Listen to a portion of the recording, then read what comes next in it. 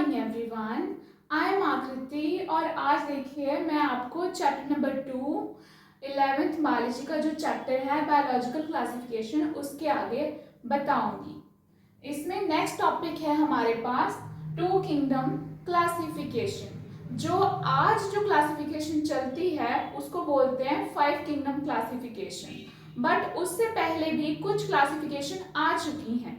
उनमें से एक है टू किंगडम क्लासिफिकेशन। अब टू किंगडम क्लासिफिकेशन किसने दिया था? लिनियस ने दिया था। लिनियस क्या कौन थे? जो कि फादर ऑफ टेक्सोनॉमी माने जाते हैं, उनको बोलते हैं लिनियस, कार्ल लिनियस, जो कि फादर ऑफ टेक्सोनॉमी थे, जिन्होंने टू किंगडम क्लासिफिकेशन दी। अब देखिए इन्होंने बोला कि ऑर्गेनिज्म जो भी पाए जाते हैं अर्थ पे उनको जो है दो ग्रुप्स में डाला जा सकता है, एक तो प्लांट और एक एनिमल। उन्होंने कौन कौन से किंगडम दिए? किंगडम प्लांटी और किंगडम एनिमेलिया।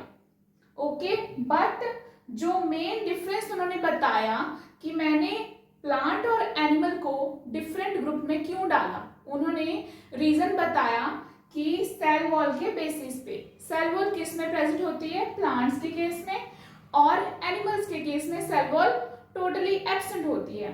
तो ऐसे उन्होंने टू किंगडम क्लासिफिकेशन दी। अब नेक्स्ट देखिए किंगडम प्लांटी, किंगडम एनिमेलिया के डिफरेंस मैंने यहाँ पे लिखे हैं। फर्स्ट किंगडम प्लांटी के पॉइंट्स देख लेते हैं। प्रेजेंस ऑफ सेल वॉल, हमें सबको पता है कि सेल वॉल किस में प्रेजेंट होती है? प्लांट्स के केस में, और एनिमल्स के केस में सेल वॉल एब्सेंट होती है। और next point, central vacuole present होता है प्लांट्स के केस में, और सेंट्रल जो वैक्यूल होता है सेंटर में नहीं होता एनिमल्स के केस में।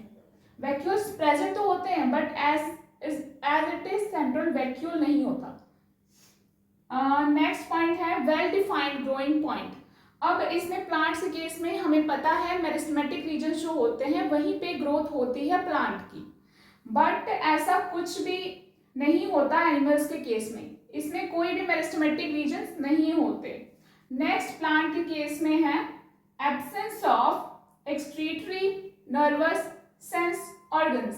Sense organs, excretory nervous system कुछ भी प्रेजेंट नहीं होता प्लांट्स के केस में, बट ये सारे सिस्टम किस में प्रेजेंट होते हैं? एनिमल्स के केस में। नेक्स्ट पॉइंट है हमारे पास ability to manufacture food in case of plants. They can make their own food because they are autotrophs. ये क्या होते हैं? प्लांट्स ऑटोट्रॉफ्स, जो खुद का खाना खुद बना लेते हैं। But in case of animals they are heterotrophs. ये क्या करते हैं कि अपने खाने के लिए, अपने जीने के लिए दूसरों के ऊपर निर्भर रहते हैं, डिपेंड रहते हैं। जैसे प्लांट से ये फूड लेते हैं, जैसे हम हैं। ओके, अब नेक्स्ट किंगडम प्लांटी में नेक्स्ट पॉइंट है जो इनका रिजर्व फूड होता है प्लांट के केस में, वो क्या होता है? Sugar, starch. अब नेक्स्ट इसमें जो होता है एनिमल्स के केस में वो होता है ग्लाइकोजन। अब नेक्स्ट होता है प्लांट्स के केस में नेक्स्ट पॉइंट है एब्सेंस ऑफ लोकोमोशन। प्लांट जो मूव नहीं कर सकते, वो एक जगह रहते हैं, इंटैक्ट रहते हैं, और जो है नरिशमेंट जो है, मिनरल्स हैं, वाटर है, सारे सॉइल से लेते हैं और अपनी ग्रोथ करते हैं। अब नेक्स्ट पॉइंट है प्रेजेंस ऑफ लोकोमोशन। एनिमल जो है एक जगह से दूसरी जगह मूव कर सकते हैं, they are capable of locomotion. Next kingdom plantae में क्लोरोप्लास्ट प्रेजेंट। प्लांट्स के केस में क्लोरोप्लास्ट जो ऑर्गेनेली होती है, जिसमें क्लोरोफिल होता है, जिसमें फोटोसिंथेसिस परफॉर्म होती है, वो प्रेजेंट होते हैं। But in case of animals absent होते हैं, क्योंकि एनिमल्स के केस में फोटोसिंथेसिस नहीं होती है। अब इसमें ऑब्जेक्शंस आई कि टू किंगडम क्लासिफिकेशन जो है गलत है कुछ हद तक, कि सिर्फ ऑर्गेनिज्म को हम दो ग्रुप में नहीं रख सकते। कैसे? इसका फर्स्ट ऑब्जेक्शन आया कि फर्स्ट फॉर्म्ड ऑर्गेनिज्म जो था, जो फर्स्ट फॉर्म्ड ऑर्गेनिज्म जो जीव बना हमारी धरती पे, वो ना ही प्लांट था ना ही एनिमल था क्या? Prokaryotic bacteria, single celled bacteria था। ओके, जो ना कि प्लांट्स के कुछ कैरेक्टर थे ना ही एनिमल्स के कुछ कैरेक्टर थे, उसके डिफरेंट कैरेक्टर थे, और उसका साइज छोटा था, और जिस एनवायरमेंट में उस टाइम वो बना था वो ऑक्सीजन फ्री एनवायरमेंट था, और जो भी वो नरिशमेंट लेता था वो वहाँ पे पहले से ही जो ऑर्गेनिक कंपोनेंट्स प्रेजेंट थे उससे वो नरिशमेंट लेता था। तो सेकंड पॉइंट क्या है इसका, सेकंड ऑब्जेक्शन क्या है कि fungi differ in the structure, physiology and reproductive details from plants. इन्होंने बोला कि फंगी जो है काफी डिफरेंट होता है प्लांट से। जैसे कि प्लांट्स के केस में रिप्रोडक्शन, सेक्सुअल रिप्रोडक्शन होती है, प्लांट्स के केस में सीड्स बनते हैं, बट फंगी के केस में क्या होता है, स्पोर्स फॉर्मेशन होती है। और कैसे इनमें रिप्रोडक्शन होती है, एसेक्सुअल मोड ऑफ रिप्रोडक्शन, चाहे फ्रेगमेंटेशन या फिर बडिंग, और भी एसेक्सुअल मीन्स ऑफ रिप्रोडक्शन के थ्रू इसमें रिप्रोडक्शन होती है फंगी में। अब नेक्स्ट पॉइंट है कि स्लाइम मोल्ड जो हैं उनको प्लांट्स के केस में रखा गया है, बट ऐसा नहीं है, उसके जो करेक्टर्स है ना वो एनिमल्स के साथ मैच करते हैं, तो इसीलिए स्लाइम मोल्ड्स को क्या बोला जाता है, animal groups.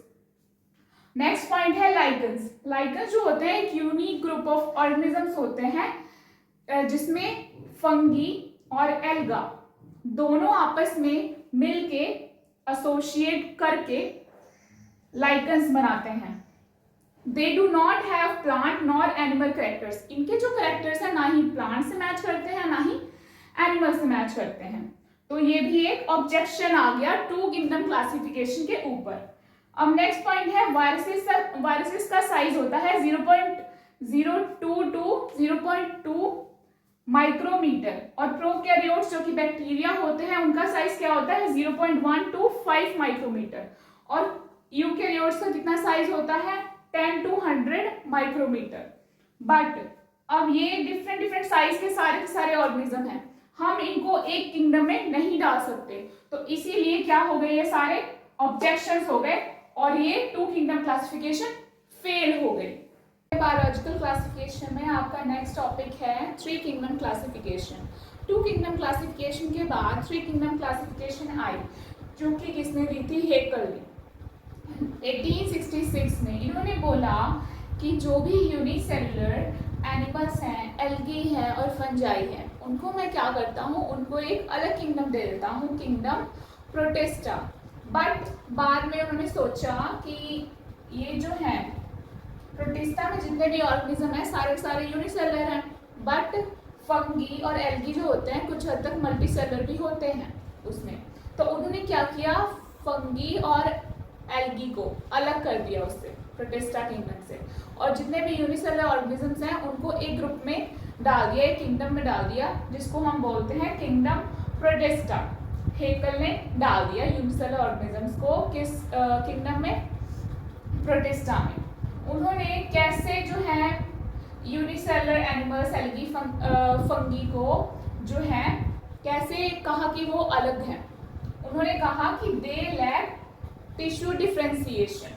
On the basis of tissue differentiation, the kingdom form is called protista. Tissue differentiation का मतलब अगर सेल जो है टिश्यू बनता है, टिश्यू से ऑर्गन बनता है, अगर जिस भी कंडीशन में, किसी भी कंडीशन में अगर टिश्यू जो है डिफ्रेंसिएशन में नहीं जाता तो वो कोई भी ऑर्गन फॉर्म नहीं कर सकता। अगर ऑर्गन फॉर्म भी कर रहा है तो पता नहीं लगेगा कि ऑर्गन एग्जैक्टली वो फॉर्म क्या कर रहा है। तो उसमें क्या है, टिश्यू डिफ्रेंसिएशन लैक कर रही है।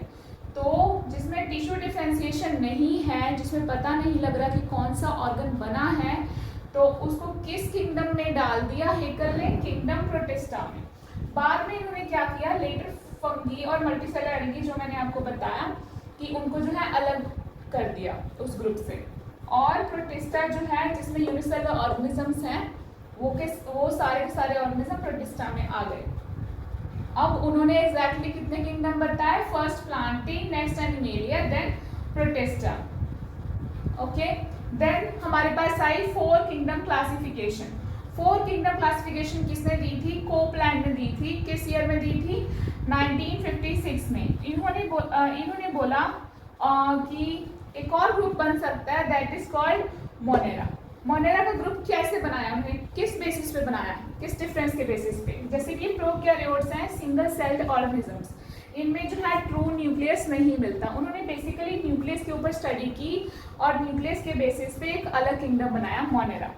और यूकैरियोट्स जो होते हैं जिसमें ट्रू न्यूक्लियस मिलता है, but in case of prokaryotes उसमें ट्रू न्यूक्लियस नहीं मिलता। तो यही डिफरेंस होता है। तो उन्होंने कौन सा किंगडम बनाया? मोनेरा बताया। जब इलेक्ट्रॉन माइक्रोस्कोप उस टाइम इन्वेंट हो गया था, जब 4 किंगडम क्लासिफिकेशन आई, तो उन्होंने प्रॉपर न्यूक्लियर स्टडी की प्रोकैरियोट्स बैक्टीरिया और यूकैरियोट ऑर्गेनिज्म की। तो उन्होंने देखा कि प्रोकैरियोटिक जो न्यूक्लियस होता है वो उतना ट्रू नहीं होता, सही नहीं होता, और जो यूकैरियोटिक होता है वो ट्रू न्यूक्लियस होता है। तो उसके बेसिस पे उन्होंने किंगडम बनाया, मोनेरा बनाया। और उन्होंने कितने किंगडम दिए? First plantae, animalia, then monera and protista. और जो फंगी है उसको प्लांट के साथ ही कंटिन्यू कर दिया। आती है आपकी 5 किंगडम क्लासिफिकेशन। 5 किंगडम क्लासिफिकेशन जो है अभी जो चलती है उसको बोला जाता है 5 किंगडम क्लासिफिकेशन। ऑर्गेनिज्म को डिवाइड करने की जो है अभी क्लासिफिकेशन चल रही है। R.H. वाइटेकर 1969 में इन्होंने 5 किंगडम क्लासिफिकेशन दी थी, जिसमें जो है फर्स्ट ग्रुप जो है किंगडम के ऑर्गेनिज्म का कौन सा था? Monera, then protista, then fungi, then plantae, last one is animalia. और ये कौन थे? American taxonomist R.H. वाइटेकर। ये इंपॉर्टेंट है 5 किंगडम क्लासिफिकेशन। नेक्स्ट पॉइंट है कि इन्होंने कैसे जो है किंगडम्स को अरेंज किया। इन्होंने 5 किंगडम क्लासिफिकेशन कौन सी बेसिस पे दी? उन्होंने बोला कि complexity of cell structure, prokaryotic, eukaryotic. इन्होंने बोला कि जो प्रोकैरियोटिक सेल हैं, जो कि सिंगल सेल हैं, जिनमें ट्रू न्यूक्लियस नहीं मिलता, उनको मैं पहले वाले किंगडम में रख दूंगा, मोनेरा, प्रोटिस्टा। और जैसे जैसे जैसे वो यूकैरियोट हो जाएंगे, यूकैरियोटिक ऑर्गेनिज्म बनेंगे, वैसे वैसे आगे वाले प्लांटी और एनिमेलिया किंगडम में मैं डाल दूंगा, इवन फंगी में भी। और नेक्स्ट पॉइंट उन्होंने बोला कि complexity of body structure, unicellular, multicellular, मतलब कि उनकी बॉडी कैसे बनी हुई है, कि वो सिंगल सेल से बने हैं कि एक से ज़्यादा सेल से बने हैं, that is called multicellular organisms. तो उनके बेसिस पे उन्होंने किंगडम अलग अलग, किंगडम में जो ऑर्गेनिज्म है उनको अलग अलग कर दिया। नेक्स्ट पॉइंट क्या है? Mode of nutrition. Mode of nutrition कैसा है ऑर्गेनिज्म का, तो उनके बेसिस पे उन्होंने अलग अलग किंगडम में ऑर्गेनिजम्स को डाल दिया। जैसे कि फोटोऑटोट्रॉफी। फोटोऑटोट्रॉफी मतलब कि जो कि सनलाइट की हेल्प से अपना खाना खुद बनाते हैं, जो कि प्लांट्स होते हैं, उनका न्यूट्रिशन कैसा होता है? फोटोऑटोट्रॉफी, जिसको हम होलोफिटिक न्यूट्रिशन भी कहते हैं। एब्जॉर्प्टिव हेटेरोट्रॉफी कैसा टाइप ऑफ इसमें फंगी में होता है? फंगी में एब्जॉर्प्टिव हेटेरोट्रॉफी टाइप ऑफ न्यूट्रिशन होता है, जो कि अपना खाना खुद नहीं बनाते, वो बाहर से एब्जॉर्ब करते हैं, जिसको हम सेप्रोफिटिक न्यूट्रिशन भी कहते हैं। और ingestive, last one is ingestive हेटेरोट्रॉफी। Animals के केस में इंजेस्टिव टाइप ऑफ हेटेरोट्रॉफी होती है, पहले वो बाहर से फूड कंज्यूम करते हैं, देन डाइजेस्ट करते हैं, दिस इज कॉल्ड इंजेस्टिव हेटेरोट्रॉफी। और हमें पता है प्लांट्स को क्या कहते हैं? प्लांट्स को प्रोड्यूसर्स कहते हैं, जो कि खाना बनाते हैं। देन फंगी को क्या कहते हैं? डिकम्पोजर्स। एंड एनिमल्स, एनिमेलिया को क्या कहते हैं? यहाँ पे कंज्यूमर्स, जो कि कंज्यूम करते हैं उनको, प्रोड्यूसर्स को। Then last point is presence और एब्सेंस ऑफ सेक्सुअल रिप्रोडक्शन। मतलब कि कौन से ऑर्गेनिज्म में सेक्सुअल रिप्रोडक्शन प्रेजेंट है, एब्सेंट है, मतलब कि कौन सी टाइप ऑफ सेक्सुअल रिप्रोडक्शन हो रही है या फिर एसेक्सुअल रिप्रोडक्शन हो रही है। तो उनके बेसिस पे उन्होंने ऑर्गेनिज्म को डिवाइड कर दिया डिफरेंट डिफरेंट किंगडम में। Last point is phylogenetic relationship, कि फाइलोजेनेटिक रिलेशनशिप कैसा है उनका, मतलब कि उनके एंसेस्टर्स के साथ उनका कैसा रिलेशन है, कैसा करेक्टर था उनके एंसेस्टर्स का, और कौन से करेक्टर उनमें आए हैं। तो उनके बेसिस पे जो है उन्होंने ऑर्गेनिज्म को डिफरेंट डिफरेंट किंगडम में डाल दिया। और यहाँ पे मैंने आपको बताया कि इंजेस्टिव हेटेरोट्रॉफी, जिसको हम होलोजोइक न्यूट्रिशन भी कहते हैं। ये था 5 किंगडम क्लासिफिकेशन, जो कि किसने दी थी? R.H. वाइटेकर ने। कौन से ईयर में? 1969। एंड उन्होंने कैसे अरेंज किया, कैसे सॉर्टिंग की इस किंगडम की? First monera, protista, then fungi, plantae and then last one is animalia.